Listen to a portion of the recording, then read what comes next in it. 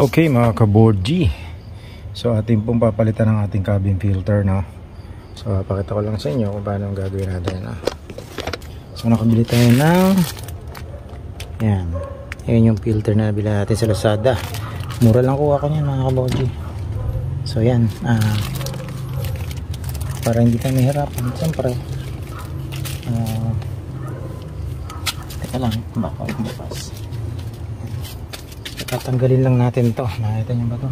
Ito, press nyo lang yan. Yan, diba? Press nyo lang, pasensya sa basura. Okay, palaglag, okay lang, balik nyo na lang. Tapos nakikita nyo yun, yung dulong yun, malapit natin.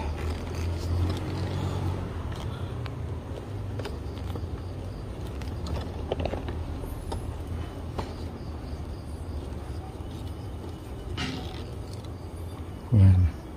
So itong ano na to, tawag dito, itong gilid, so wala, gaganin lang yan, no?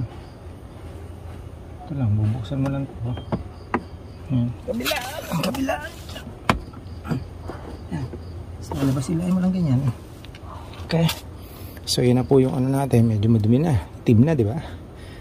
So alisin lang natin yan. Okay, so yan, tanggal lang natin ganyan.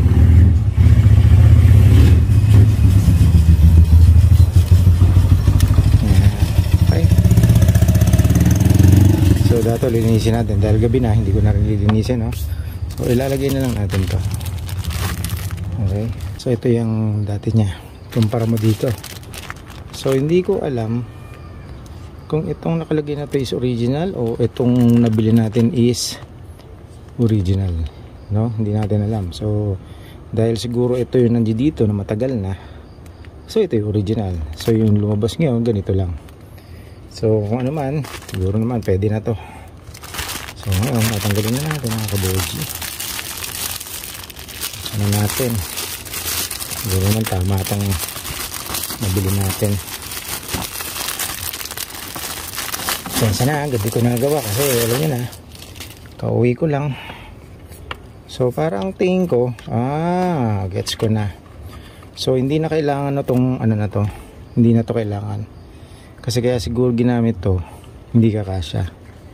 So ngayon ilalagay natin, ayan, di ba? Sakto. So eksakto siya. Okay, gets nyo? So hindi ko lang alam kung sino ang ano, ang dapat sa ano, sa harap. Pero nakalagay, pansinin niyo mga kaborgi, made in Thailand. So siguro made in Thailand talaga to, no? So yan, siguro kahit ano dyan, baliktad, ano, pwede na. So dahil ano, dahil nakalagay yung name, so gawin na lang natin na pag ano yung pinakaano niya. Yan. Okay, yan. Yun, sukat. Okay, yan. Para pasok mga kaborgi. So yan. So kung paano niya kinuha, ganoon din nyo siya ibabalik. So ito, pasok na natin. Yan, ganun lang kadali mga kaborgi. So pasok nyo dan, tatago na natin to, baka sa susunod natin magagamit pa natin. And then iangat nyo lang to. Yan, ito yung mga wire. Pansin niyo may wire ko dito. Ano po to, yung sa pinakabit kong ano yan, pinakabit kong head unit. Lagyan natin dyan. Extra ano to, extra USB kung magpa-charge ka. Okay, ayan, lagay natin dito, may USB pan libre, Microsoft.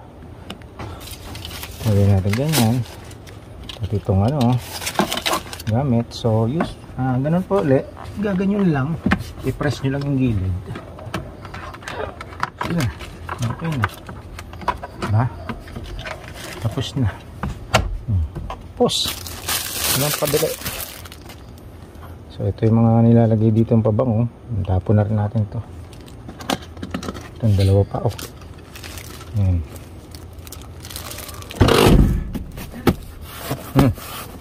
Bakit?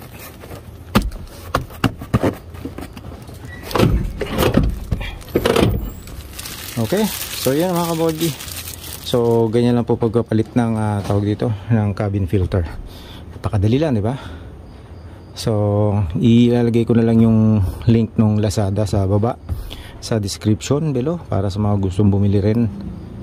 Eto para sa akin okay siya, mukhang original naman, mura nga lang to eh. Ilalagay ko na lang din yung yung presyo. So yun lang mga ka-4G. So huwag po kayo makakalimut mag-subscribe sa akin channel, paki-like na rin tsaka share, paki-click din po yung bell button para manonotify kayo every time na meron tayong ina-upload na video. So maraming salamat, paalam.